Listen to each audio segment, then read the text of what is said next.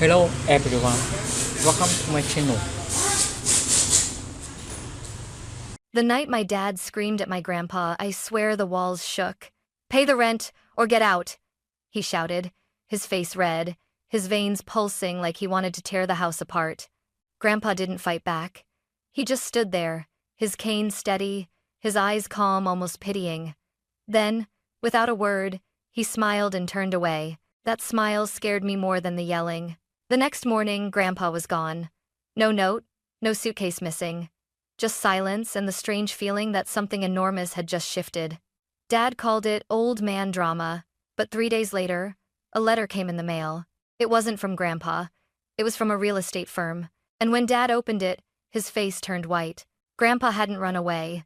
He'd sold the house for $900,000, and what he told Dad next would burn itself into my memory forever. I used to think our house was unbreakable, strong bones, solid walls, sunlight that slid through the kitchen window every morning just right. My grandpa built it with his own hands 40 years ago, and even after Grandma died, it was still his masterpiece. He used to say, "A home is a promise, not just a place." But promises fade, especially when pride moves in. After my divorce, I came back home, thinking I'd stay a few months. Dad called it temporary, though he liked the convenience of my paycheck helping around the house. Mom was thrilled to have me close again. Grandpa didn't say much, just smiled, poured me coffee, and said, "Don't worry, kiddo. The house still fits you." For a while, everything seemed fine. Until Dad started losing clients. He ran a small construction firm, ironic, considering Grandpa had taught him everything about building. But while Grandpa built things steady and honest, Dad built on loans and shortcuts. The stress made him meaner. I'd catch him pacing the kitchen late at night, muttering, "Property taxes, utilities, repairs," and the old man just sits there like a king in the basement. Mom would whisper, "He's your father, Rick. Show some respect." And Dad would snap, "Respect doesn't pay bills, Margaret." The first time I heard him say that, my stomach turned. Grandpa did pay the bills. He'd quietly handled property taxes for years, even helped cover my college loans. But he never said it out loud. He just didn't need people to know. That humility, Dad mistook it for weakness. Every dinner became another battlefield disguised as a family meal. Forks clinking, silence stretching, Dad's tone sharp as wire. Maybe Dad could pitch in more now that he's retired. "Rick," Mom warned. "He already does." "Oh, really? How about rent then?" Grandpa would just fold his napkin neatly and say, "You can't charge someone rent for what they built, son." That always made Dad's face darken. He'd grab his plate, storm off, and slam the door to his office upstairs. The house would rattle like it remembered when he was still a boy throwing tantrums in those same halls. I'd go downstairs sometimes, bringing Grandpa tea. His room smelled like cedar and old books. He'd be at his drafting table, still sketching things, bridges, porches, the occasional birdhouse. He'd look up at me with tired eyes and say, "You can't argue with someone who confuses control with love." At the time, I didn't understand what he meant. But that week, something changed. Dad's frustration wasn't just words anymore. He started talking about converting the basement into a rental unit. "If he wants to live there," he said, "he'll start paying like a tenant." Mom tried to stop him, but Dad was already measuring walls, running his hands along the railing Grandpa built. The house that once echoed with laughter now creaked under tension. And though I didn't know it yet, that was the last week any of us would live there together as a family. Because some houses don't collapse from storms. They crumble from the noise inside.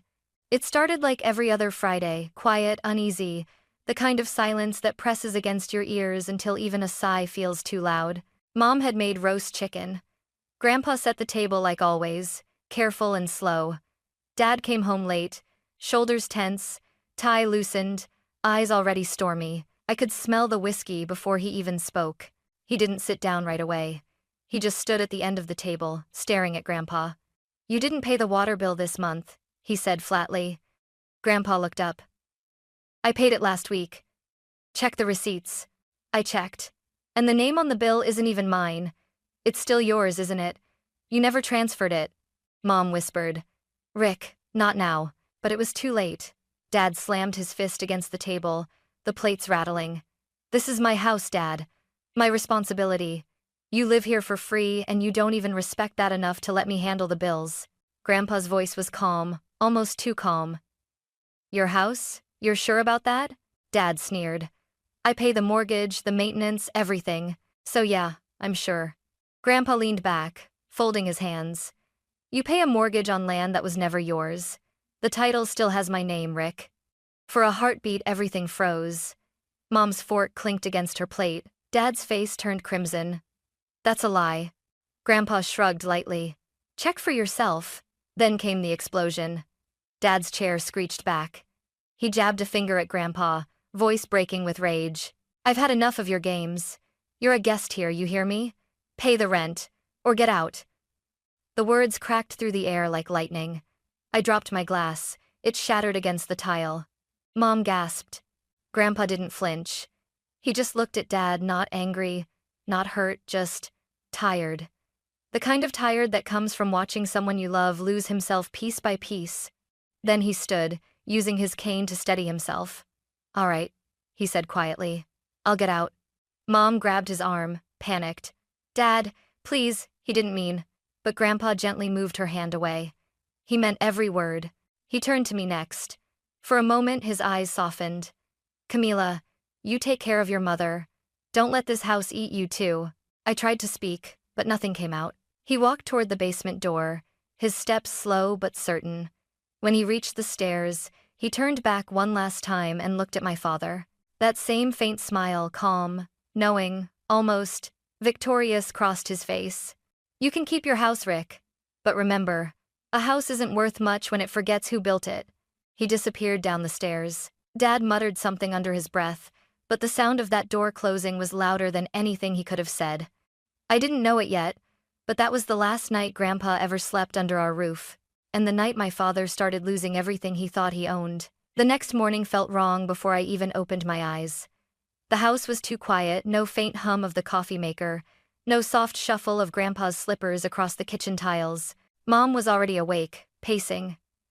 He didn't sleep in his room, she said, her voice thin. His bed's made, his shoes are here, but he's gone. Dad didn't even look up from his phone. He's probably walking it off. You know how dramatic he gets. But I knew better. Grandpa was many things, patient, quiet, stubborn, but never careless. He always left notes. Always. I went downstairs. The air in the basement was cold, still smelling faintly of cedar and pipe tobacco. His jacket still hung by the door. His wallet sat on the dresser. Only one thing was missing, the framed photo of Grandma holding baby Dad on the front porch of this very house. That detail twisted in my chest. By noon, Mom had called the hospital, the police, and every neighbor in 3 blocks. Nothing. No one had seen him. Dad grew more irritated than worried. He's an old man. Maybe he went to a friend's place. He'll crawl back once he realizes I wasn't bluffing. Mom stared at him in disbelief. Rick, he's your father. Yeah, and he's been treating me like a child since I was 10. Maybe a little space will remind him who's in charge. The words made me sick. I went outside, standing in the garden Grandpa loved. His roses had bloomed perfectly, deep red, petals soft as memory. I swear the air itself felt like it missed him. 3 days passed. No calls, no letters, not even a sign.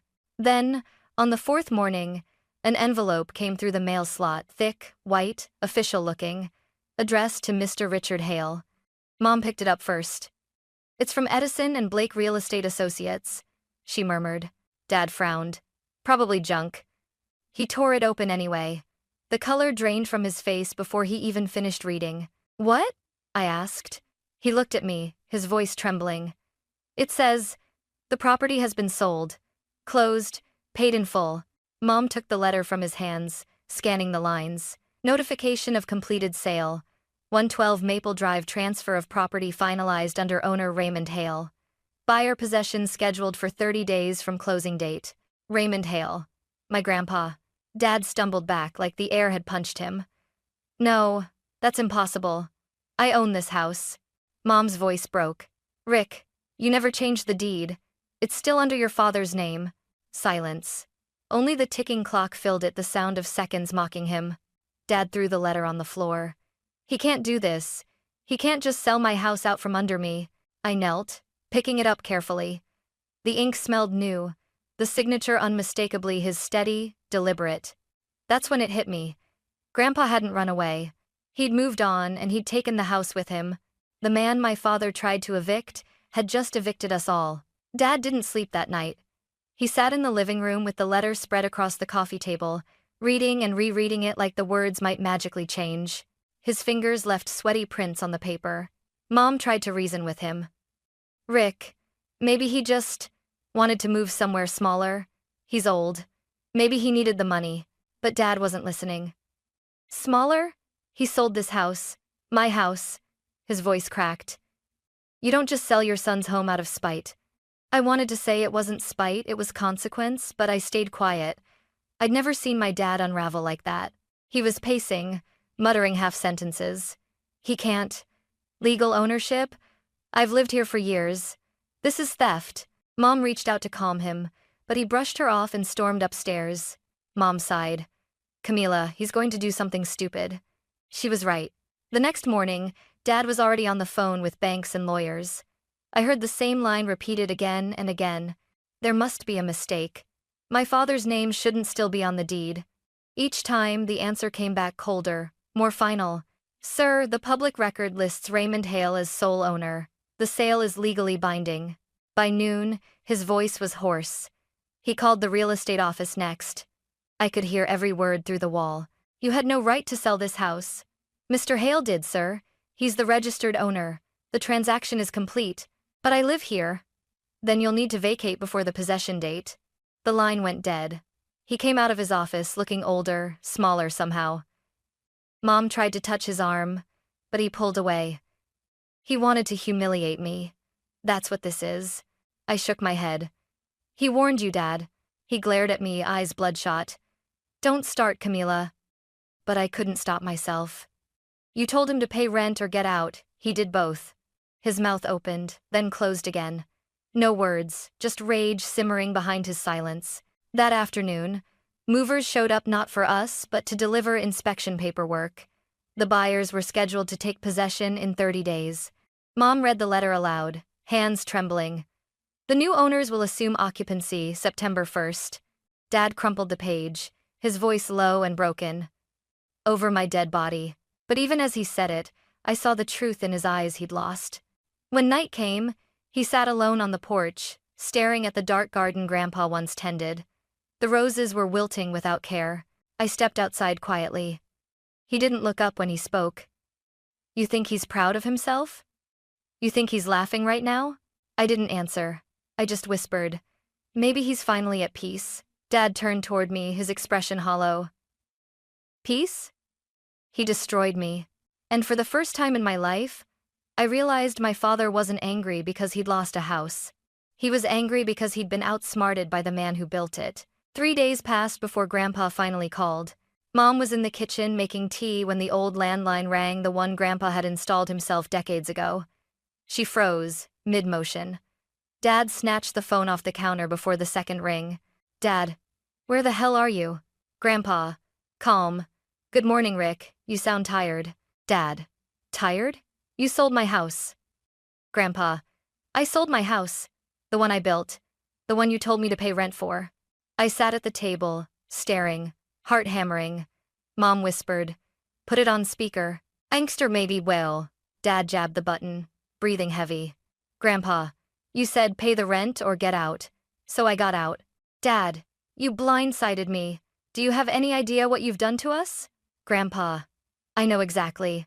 I gave you a mirror, Rick. One you've avoided for years. Dad's knuckles whitened around the phone. You're enjoying this, aren't you? Grandpa chuckled softly. Enjoyment isn't the word. Satisfaction, maybe. Seeing my son learn that arrogance is expensive. Mom's eyes filled with tears. Dad, please. Rick's he's hurt. Maybe we can talk, figure something out? Grandpa. Margaret. I've spent 40 years figuring things out for him. He's 45 now. It's time he figures out what respect costs. Dad slammed his hand on the table. You had no right. Grandpa, I had every right. I built that house before you were born. You called it yours, but you never earned it. You tried to evict me, and now life has a sense of humor. Dad's voice cracked. You betrayed me? Grandpa. No, son. Betrayal is demanding rent from the man who raised you. This is justice. The room went silent. Even the air seemed afraid to move. Finally, Grandpa's tone softened. I didn't do this to punish you, Rick. I did it to protect myself. I realized something that night: you don't love people you try to own. Dad looked like he'd been punched. He sank into a chair, face pale. Grandpa, I left you the life you chose, a house without gratitude. I hope someday you build something stronger. Then came the sound of a soft click. The line went dead. Mom covered her mouth, sobbing quietly. I stood frozen, heart aching with something between anger and awe. Dad didn't move. The phone sat on the table, still blinking red from the call. He whispered, "He planned this. All of it." I looked at him. The man who once towered over everyone, now smaller than I'd ever seen. "He didn't plan it, Dad," I said softly. "You did the night you yelled at him to get out." He looked up at me, and for a brief second, I saw something raw flicker behind his anger, regret. But it vanished as quickly as it came. "Don't ever take his side, Camila," he muttered, storming out of the room. I didn't answer. Because deep down, I already had. The next few weeks felt like living inside a storm that refused to pass. Dad barely left his office. The door stayed shut, the blinds drawn. I'd hear him muttering to himself. Angry bursts of words: lawyers, fraud, appeal, not over yet. Mom tried to coax him out with coffee, but he'd just wave her away like smoke. Meanwhile, boxes began appearing in corners of the living room. Not ours, the buyers. They were scheduling inspections, sending notices. The countdown had started. Mom cried quietly while packing dishes. 30 days, she said. That's all we have left. Dad slammed a drawer shut. We're not leaving. He can't legally force us out. But he could. And he had. When the eviction notice came from the new owners, Dad tore it in half, shouting, "They can drag me out in handcuffs before I move a damn thing." Mom flinched, clutching the counter for balance. "Rick, please stop. You're scaring me." That night, I found her sitting in the dark kitchen, tears tracing down her face. "He's not angry at your grandfather," she whispered. "He's angry at himself. But he'll never admit it." I didn't reply. I didn't know how to tell her that Grandpa hadn't just sold a house, he'd broken a curse. 3 days later, Dad came home from another meeting with his lawyer. He tossed a folder onto the table. "They all say the same thing. No claim, no title, no case." He laughed, a hard, hollow sound. "Imagine that. My own father outsmarted me." He poured whiskey into a glass, hand trembling. "You think he planned this for years? Just waiting for me to slip?" I met his gaze. "I think he hoped you'd never make him need to." He didn't answer. He just stared at the amber in his glass like it held an explanation. The day the movers came for the first inspection, Dad stood in the doorway, jaw tight, arms crossed. "They're not stepping one foot inside," he growled. But they did. Calmly. Legally. The woman leading the team smiled politely. "We're just taking measurements for the new owners. You'll receive the final notice soon." Mom apologized on his behalf, voice shaking. "We'll be ready. We understand." That night I walked past the garden. The roses were dying brown edges, petals curling inward. Grandpa had always said roses needed care and forgiveness. They'd gotten neither. Later, I heard Dad crying. Not loud, not angry, just quiet, exhausted sobs. I stood outside his office door, unsure whether to knock. He murmured, "He destroyed me." I wanted to say, "No, Dad, he set you free from your own cruelty." But the words stuck in my throat.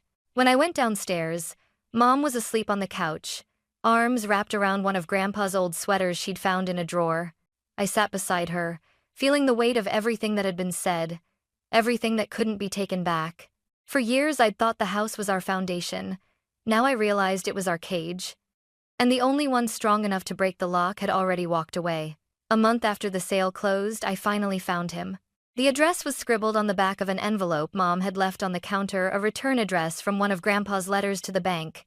I didn't tell Dad where I was going. I just drove, heart pounding, the city rolling past in a blur of brick and sun. The apartment was small, tucked above a quiet florist's shop. A row of roses bloomed on the balcony, the same deep crimson he used to grow in our garden. Of course they did. Grandpa never left anything behind, he just replanted it somewhere new. When I knocked, the door opened halfway before I even spoke. He was there, thinner, maybe, but brighter somehow. The years of tension that had shadowed his face were gone. "Camila," he said softly, smiling. "I was wondering how long it would take you." "I shouldn't have waited this long," I whispered. He stepped aside. "Come in, sweetheart." The place smelled like coffee and cedar like home. A small drafting table sat by the window, a pot of brushes beside it. On the wall hung a framed sketch of the house he'd built, our house signed at the bottom, R. Hale, 1982. "I kept the original," he said, following my gaze. "Can't rebuild a life without remembering how it started." I nodded, trying to find words that didn't sound small. "Dad's not doing well." "I know," he said. "Pride always comes with a hangover." "Do you hate him?" I asked quietly. Grandpa looked out toward the balcony, his voice steady. "Hate? No, I pity him. He's been trying to own things his whole life because he never learned how to belong." Something in my chest cracked open. "He thinks you destroyed him." He turned back, eyes kind but sharp. "No, Camila," I freed him. "He just doesn't know it yet." We sat for a while, sipping coffee. Outside, a soft breeze brushed the roses against the railing, petals fluttering like tiny red flags of truce. I told him about Mom, how she cried while packing, how she still kept his old sweaters in a box labeled "Do Not Touch." He smiled faintly. "Your mother has the gentlest heart I've ever met. Tell her she's forgiven, though she never owed me an apology." I hesitated. "Will you ever talk to Dad again?" Grandpa's fingers tapped lightly on his mug, when he stopped shouting long enough to listen. He studied me then, really looked at me. "You've changed," he said. "You used to think fixing people meant saving them?" "Not anymore," I said quietly. He smiled, proud, warm, the kind of smile that made you believe time could heal anything. "Good. Then maybe there's hope for both of you." When I left, he walked me to the door. The afternoon sun spilled across his face, and for a moment, I saw not the old man Dad had yelled at, but the builder, the man who knew how to start over. "Camila," he said, before I stepped into the hallway, "don't inherit resentment, inherit awareness." I nodded, tears stinging my eyes. "I will, Grandpa, I promise." And for the first time in years, that promise felt like something worth keeping. 2 months later, Dad finally asked for Grandpa's address. It happened on a quiet Sunday morning. The boxes were gone, the house was empty, and we were living in a cramped rental on the edge of town, a place that smelled like dust and regret. He sat at the kitchen table, staring at the rent notice, his eyes hollow. "Camila," he said quietly, "I think I need to see him." I didn't ask why. I just handed him the folded slip of paper I'd kept in my wallet since that day I visited Grandpa. He stared at it for a long time before whispering, "He always said pride doesn't build homes. Maybe I should have listened." When he left, Mom squeezed my hand, tears brimming. "Do you think your father will apologize?" "I think," I said softly. "He already has, by going." Grandpa told me about their meeting later. They'd met at a small diner by the river, the same place Grandpa used to take me for pancakes when I was little. He said Dad looked older than he remembered, shoulders slumped, hands restless on the table. "Dad, you win." "Grandpa, this wasn't a game, son." "Dad, it felt like one." "Grandpa, only because you kept score." They sat in silence after that. The waitress poured them coffee, and neither touched it. Finally, Dad whispered, "Why did you really do it?" "Grandpa, because you stopped seeing me as family, Rick. You saw me as rent." "Dad." I was angry, scared. The business was falling apart, and I thought, if I could control something, anything, Grandpa, you'd feel safe. Dad's voice cracked. I thought I was protecting my family. "Grandpa, protection isn't ownership, it's stewardship. You forgot the difference." Grandpa told me there was a long silence, then the kind that doesn't need words to say I'm sorry. When they finally parted, Dad didn't shake his hand. He hugged him. That night, Dad came home quiet. He sat across from me and said, "He sold the house to a young couple. Said they needed it more than we did." I nodded. "That sounds like him." He exhaled, his voice breaking. He told me something I can't stop thinking about, that I was never meant to inherit a house. Just the lesson of how to keep one standing. I smiled faintly. Did you understand what he meant? He nodded. Yeah, respect. That's the rent I never paid. The words hung between us like the soft echo of peace returning after a long war. Weeks later, I visited Grandpa again. He was sitting on the balcony, painting the view, the skyline, the river, the light catching the roses he'd nurtured back to life. I told him what Dad said. He smiled, still focused on the brushstroke. Then maybe my job here's done. The air smelled of roses and turpentine, sunlight pooling on the table. I sat beside him, and for once, there was no tension, no guilt, just quiet understanding. Grandpa, I said, you didn't just build a house, you built us back from the ruins. He looked at me, eyes warm, the corners crinkling with pride. That's all any builder can hope for.